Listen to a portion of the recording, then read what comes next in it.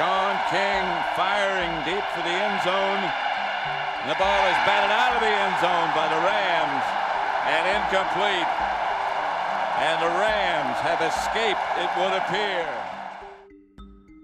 So this was the final result of the 1999 NFC Championship game between the Tampa Bay Buccaneers and St. Louis Rams. It was a battle between the number 1 scoring offense versus the number 3 scoring defense, and looking at the final score, you could tell this game came down to defense. This was a heartbreaking loss for the Bucs, who endured years and years of mediocrity for almost 2 decades. Tampa were a defensive-minded team that could have used some help in the skill position the following season, and that's where Keyshawn Johnson stepped in. But now fast forward over 20 years later, and we got a little bit of drama in the NFL, and this involves 2 former Super Bowl winning teammates in Warren Sapp and Keyshawn Johnson. Warren, while on a podcast, revisited Keyshawn's days in Tampa Bay, to which drew an angry response from the former receiver. The pair have had a frosty relationship over the years. You would think winning a Super Bowl together, these two could bury the hatchet, but not when egos come into play. Keyshawn as a player was considered a locker room cancer, or at least that's how he was perceived. If anyone remembers, during his time in the Big Apple, the guy actually wrote a book titled, "Just Give Me the Damn Ball." Honestly, I would say he was probably the first diva wide receiver after being drafted first overall in '96. Basically, he was T.O. before T.O. However, today he seems to have scaled back on his attitude, and watching him on Undisputed, he seems like a likable guy and really informative with his analysis.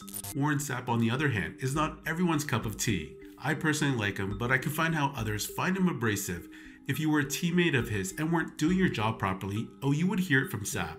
Basically, he's very based and is not the type to bite his tongue or sugarcoat anything. Anyways, over the years, Warren Sapp has made it no secret that Keyshawn Johnson, while playing for the Jets, had lobbied him in 2000 to get into Tampa Bay. Sapp's team had just fallen a touchdown short of making it to the Super Bowl the year prior, and figured that Keyshawn could be that guy on offense to send them over the top. However, things didn't go as planned initially. Warren Sapp on Jason Whitlock's Fearless podcast was again asked in detail about what actually happened during Keyshawn's time in Tampa Bay. Anyways, have a listen. What was the issue with you and Keyshawn? Why didn't y'all click? He followed me around the Pro Bowl the whole 1999 year when, lobbied me, put his wife with my wife, kids with my kids. Hey, man, I'm telling you, dog, you just lost the championship 11-6. I'll get you that touchdown. I guarantee you. Me and you come together, we going to get a Super Bowl, whatever. So I'm like, all right. So I go in because when you lose the NFC Championship game back in the day, your coaching staff is now the coaching staff for the Pro Bowl. And Tony Dungy and us had a situation where we were, about to fire Mike Shula because the Glazers weren't happy with the performance in the championship game. And then Tony said, if you fire him, you got to fire us all. So we almost lost our whole coaching staff. But that came back together, and then I lobbied for Keyshawn on the team. I'm like, yo, let's go get him. But he's going to make more money than you. What? That is never an issue in my locker room. Wives, kids, and money is off limits. So he came on the team. They got him a nice contract. We in the offseason run around, me, Brooks, and Lynch, and Rondé, the whole crew, out there doing what we do in the offseason, and there's no Keyshawn. I said, you said you was going to lead my offense, dog. Where you at, baby? I got some things in L.A. I need to take care of, I'm like, no. You told me you was going to lead my offense, so now I need you here. And now when he gets here, we break the huddle. He don't know the play. He don't know where to line up. He don't know if he on or off the ball. Oh, man, trust me, dog. And then he didn't like Sean King. I'm like, well, Keyshawn, you're not getting another quarterback. This is what you signed up for. We have Sean King, my man. You got to get along with King. No. You don't bother my quarterback. Wow. So I'm telling you, it was ugly. At times we did some good things together and won a championship, no doubt about it. But Gruden Gruden pushed every button in his body.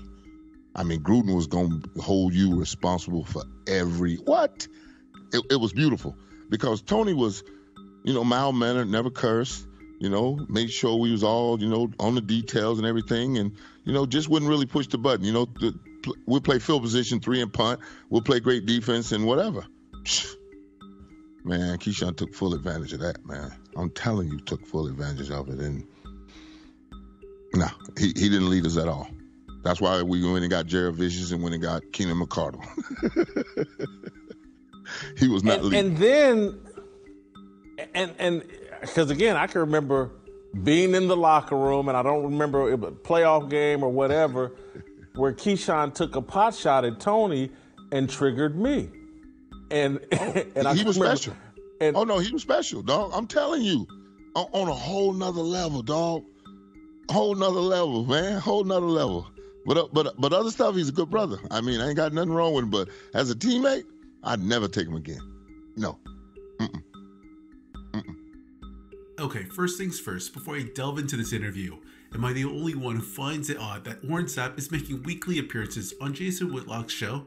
I have no issues with Jason Whitlock. In fact, he says a lot of things I agree with and some things I don't. But he does have an unsavory reputation in his own community, partly because it appears he just only attacks the very same people in said community. And the weird thing about this partnership is that Jason in recent times has heavily criticized guys like Shannon Sharpe and Deion Sanders, saying some things that are over the top in my opinion. However, Warren Sapp is actually good friends with both guys and is actually going to be a part of Deion's D-line coaching staff at Colorado next season. Anyways, moving along, Keyshawn, after seeing this video tweet, responded on Twitter writing, "Warren Sapp, please stop lying. I would never in a million years follow your sorry ass ever. You are an embarrassment to society. Sorry, and I mean sorry. Please keep my name out of your mouth, fake ass MF. Sad, go get some help. Tired of you using my name. Only dude I would follow is 55. Okay, so I understand Keyshawn's position here. In fact, I think both guys have a point. Keyshawn is probably tired of hearing his name slandered by Warren and decided enough was enough and called him out on Twitter.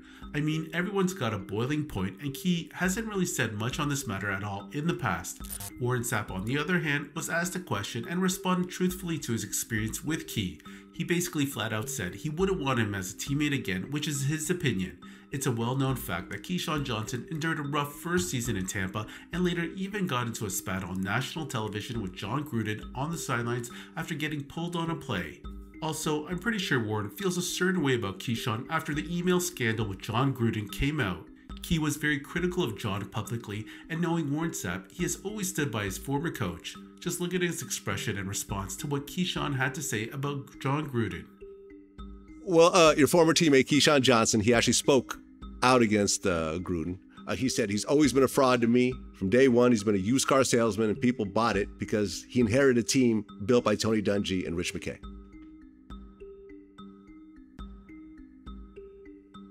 I just want to know, when Keyshawn's on the air telling you about football, what have you learned? Let alone the personal shit. Personal shit, it goes back to him not being the player that he wanted to be, and Gruden having Joe Jared-Vicious and Keenan McCardle to throw the ball to so we wouldn't held hostage by it. That's all that's about, dog. Trust me. You can ask any of the 52 other guys, 51 guys that was on the team, because Keyshawn would be the 52nd. He wouldn't say that, but the other 51 guys would. It's just personal with that. Because there's nothing in there for you to attack Gruden on, except the homosexual, the misogynistic, that gay. Come on. But we all know people. We used to think being gay was something you caught by rubbing up against somebody when we was in school. It was crazy.